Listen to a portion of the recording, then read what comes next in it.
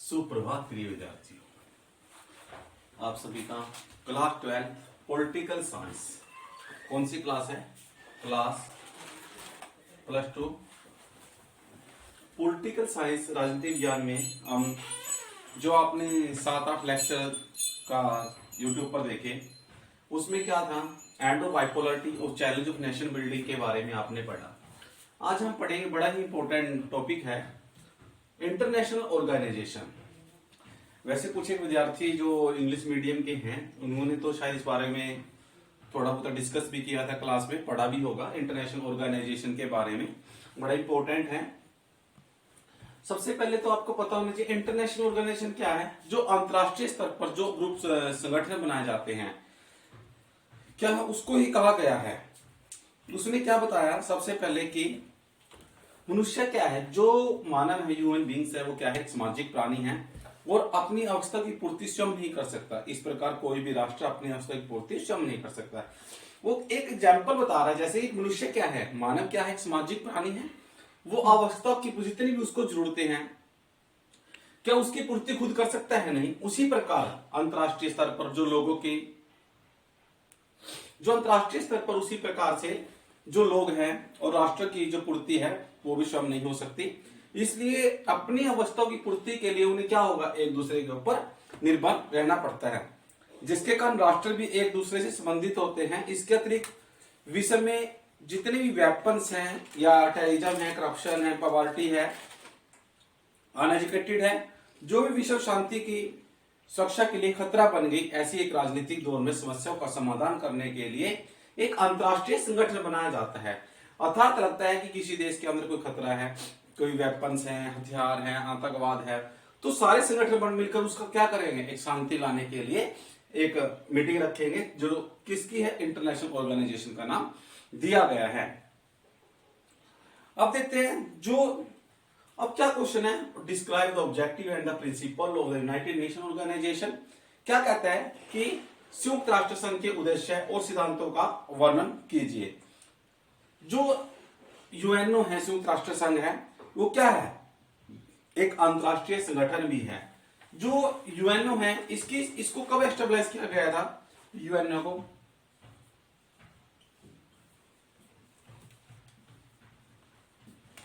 24 अक्टूबर 1945 को, 24 अक्टूबर 1945 को हुआ। और जब इसकी स्थापना होने लगी तो 1945 में क्या हुआ था, end of the second world war भी हो गया और उसके बाद इसकी स्थापना की गई। इसकी स्थापना करने का मुख्य उद्देश्य क्या था? इसका मुख्य उद्देश्य था पीस, एक शांति की व्यवस्था बनाए रखने के लिए इसका किया गया। अब जो संयुक्त राष्ट्र संघ का हम चार्टर देखें तो इस संविधान के कौन से अनुच्छेद, 111 अनुच्छेद में इसका वर्णन है। इसके उद्देश्य, नियम और शक्तियों के बारे में पढ़ते हैं।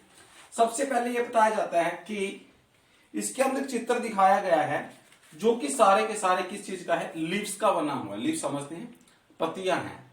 उसके चारों तरफ क्या है, एक पत्तियां बनी हुई हैं, जैसे कि एक सर्कल दिखा दिया गया है।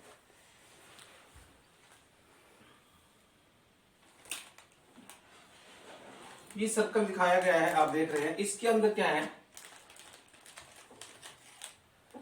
छोटे छोटे चित्र दिखाएगा। इसके बाहर क्या बनाया गया है, लीव्स बनाई गई हैं।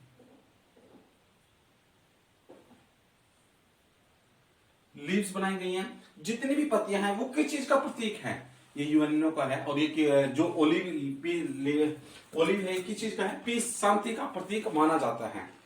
अब उसने क्या बताया, सबसे पहले बताया विश्व के अंदर शांति, सुरक्षा और राष्ट्रों के मध्य विवादों को सुलझाना।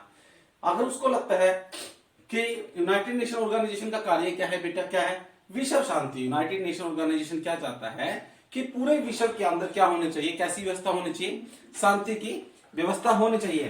क्योंकि सारा का सारा विश्व शांति के अंदर, सुरक्षा और राष्ट्रों के मध्य विवाद।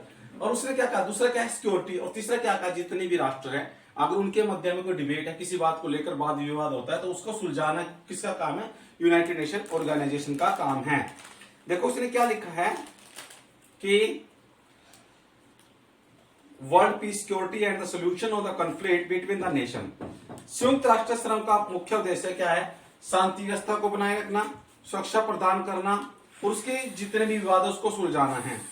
विश्व शांति और संयुक्त राष्ट्र संघ के चार्टर का अध्याय 1 में है और उसका चार्टर में क्या कहा गया है कि राष्ट्रों में कोई भी राष्ट्र है उसमें किसी न किसी विषय को लेकर आपस में क्या होता है, डिबेट हो जाती है। तो अगर राष्ट्रों में लगता है कोई बात को लेकर विवाद हो गया तो वो सोचते हैं कि जो राष्ट्रों के अंदर आपस में किसी बात को लेकर विवाद हो गया कि उसको अलग से भी ये अधिक ना बढ़े, तो उसके लिए क्या बनाया गया, एक ऑर्गेनाइजेशन बनाया गया है कि उसकी सोल्यूशन हो जाए। तो युद्धों से दो, वो सोचता क्या है, अगर इस बात का सोल्यूशन नहीं हुआ, अगर कोई युद्ध हो जाता है दोनों राष्ट्रों में, तो युद्ध से क्या होगा, नुकसान होगा, तो इसका पूरा बुरा पड़ेगा। तो जो नेशनल ऑर्गेनाइजेशन क्या चाहता है कि उसको एक अच्छे ढंग से शांतिपूर्वक उसको निपटाया जाए, तो शांतिपूर्वक उसको निपटाया जाए, वो सोचता है। दूसरा क्या है, अंतरराष्ट्रीय सहयोग का विकास करना। अंतरराष्ट्रीय सहयोग क्या है, development of the international cooperation. अंतरराष्ट्रीय सहयोग का विकास क्या बेटा, देखो आप देख रहे हैं, क्या देख रहे हैं, डेवलपमेंट ऑफ इंटरनेशनल कोऑपरेशन।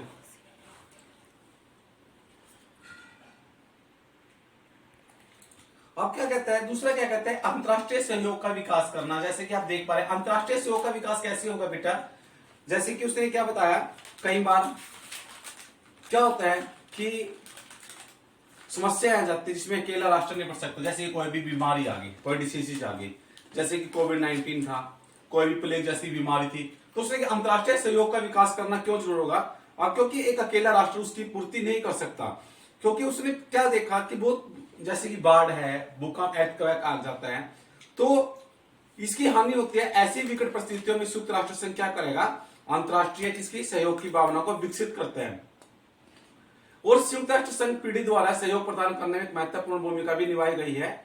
और संगठन के अन्य राष्ट्रों से पीड़ित राष्ट्रों की सहायता के लिए भिन्न भिन्न संस्थाएं आगे आती है। जैसे कि उन्होंने बहुत संस्था बनाई अंतरराष्ट्रीय सहयोग के लिए। कौन सी संस्था है, एक होती है एनजीओ, सुना होगा आपने। और एनजीओ के साथ में कौन आता है,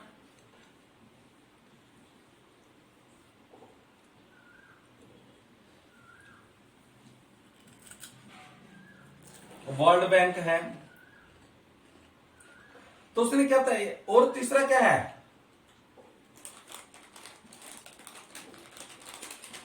आईएमएफ है, इंटरनेशनल मॉनेटरी फंड। ये तीनों की तीनों संस्थाएं ऐसी हैं जो क्या करती है, इन चीजों में सबकी हेल्प करती है। क्या करती है, हेल्प करती है।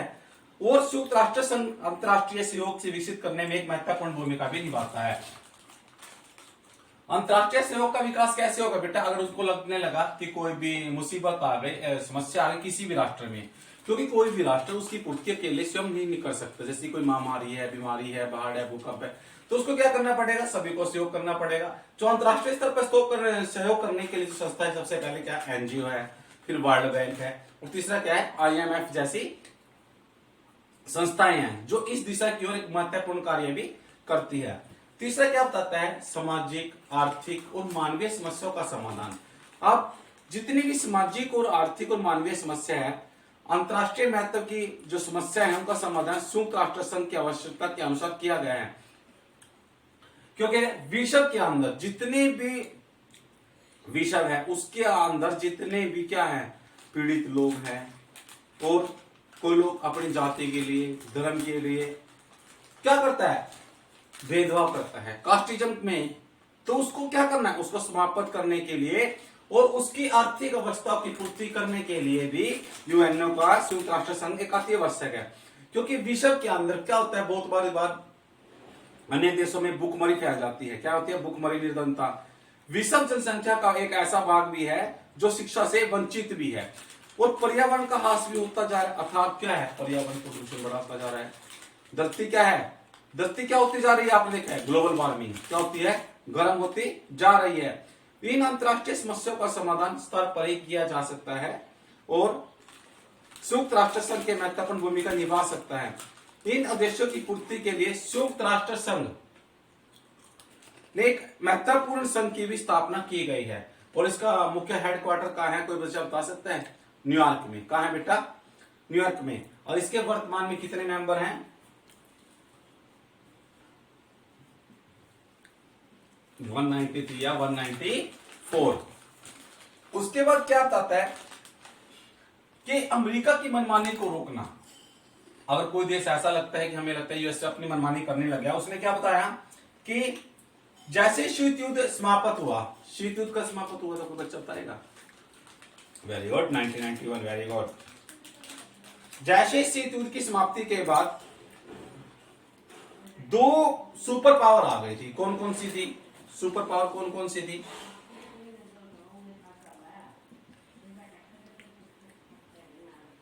USA and USSR.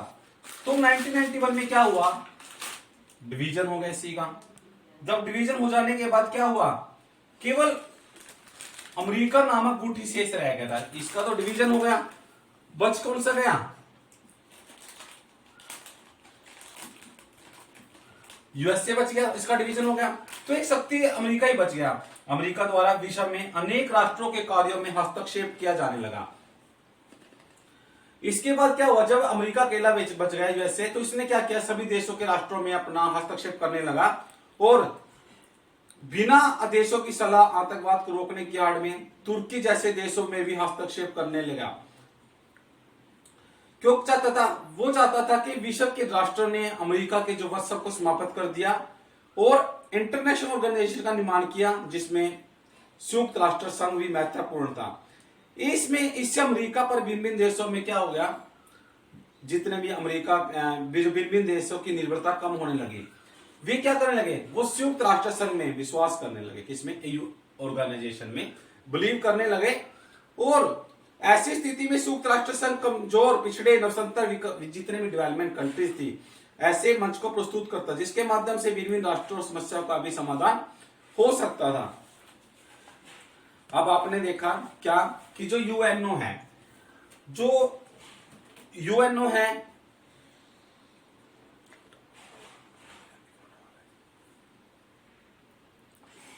जैसे कि आपने पढ़ा, इंटरनेशनल ऑर्गेनाइजेशन क्या है? एक अंतरराष्ट्रीय संगठन है। क्या है? अंतरराष्ट्रीय संगठन। इस संगठन की स्थापना किस लिए की जाती है बेटा? विश्व के अंदर शांति व्यवस्था को बनाए रखने के लिए एक संगठन बनाया गया, जिसका नाम क्या था? इसको क्या नाम दिया गया? International organisation. क्योंकि इस ऑर्गेनाइजेशन की क्यों जरूरत थी? क्योंकि देश के अंदर कभी भी किसी भी वर्ल्ड के अंदर क्या आ सकती है? कोई भी बीमारी आ सकती है, कोई भी अर्थक्वेक है, कोई भी समस्या प्रॉब्लम आ सकती है। तो उसका निर्माण अकेला कोई भी राष्ट्र या कोई कंट्री नहीं कर सकते। इसलिए उसने इन चीजों का समाधान करने के लिए, विश्व के अंदर शांति व्यवस्था बनाए रखने के लिए किस चीज को ऑर्गेनाइज किया? इंटरनेशनल ऑर्गेनाइजेशन को। जब इंटरनेशनल ऑर्गेनाइजेशन को की स्थापना की, तो इसकी स्थापना 24 अक्टूबर 1945 को की गई। उस समय इसके मेंबर 193, वर्तमान में इसके 193 और 194 अप्रोक्सीमेटली। उसके अंदर पेज पर देखेंगे एक चित्र दिखाया गया है। ये एक लोगो है यूएसए का। ये क्या है? इसके साइड के अंदर ओलिव लीव्स दिखाई गई है, जो कि चीज का प्रतीक मानी जाती है, पीस का। किसका बेटा? पीस का। वो क्या कहता है? जो यूनाइटेड ऑर्गेनाइजेशन क्या चाहता है? विश्व के अंदर शांति व्यवस्था बनाए रखना और सुरक्षा रखना और राष्ट्रों के मध्य विवाद को सुलझाना। अगर किसी भी राष्ट्र के साथ दूसरे राष्ट्र मतभेद हो जाता है, विवाद हो जाता है, उसको सुलझाना भी इसका कार्य है। अगर वो नहीं सुलझाएगा तो क्या होगा? युद्ध हो जाएगा, नुकसान होगा। इसीलिए इस समस्या को सुलझाने के लिए सबसे पहले ही यूएनओ की स्थापना की गई है। अंतरराष्ट्रीय सहयोग का विकास। तीसरा क्या कहते हैं? सामाजिक, आर्थिक और मानवीय समस्याओं का समाधान भी किया जा सकता है। और फोर्थ है अमेरिका की मनमानी को रोकना। क्यों? आपने देखा जब कोल्ड वॉर का अंत हो गया, कोल्ड वॉर का, शीत युद्ध का अंत हुआ 1990, कब हुआ था? कोल्ड वॉर का अंत 1991 में हुआ। और उसके बाद क्या हुआ? दो सुपर पावर बच गई। कौन कौन सी? USA and USSR. तो उसके बाद क्या हुआ? यूएसएसआर का तो डिवीजन हो गया। डिवीजन हो जाने के बाद क्या रह गया? ओनली यूएसए रह गया। तो अमेरिका की मनमानी को रोकना, तो अमेरिका क्या करने लगा? सभी राष्ट्रों को के मामलों में क्या करता था? हस्तक्षेप करने लगा। हस्तक्षेप करने के लिए उन्होंने क्या किया? किसी भी कार्य को करते थे तो अमेरिका समझते थे कि वत्सव के रूप में कार्य करता था और क्या कहता था कि सभी दूसरे देश भी इसके ऊपर आत्मनिर्भर हो जाए। तो इन चीजों को रोकने के लिए भी क्या बनाया गया बेटा, यूनाइटेड नेशन ऑर्गेनाइजेशन बनाया गया।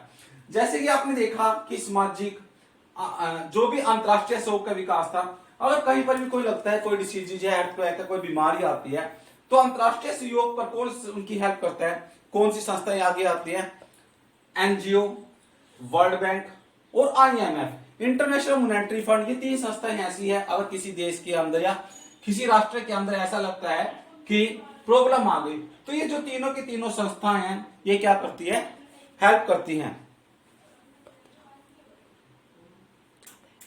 तो ये इसकी पूरी तरह से हेल्प करती है।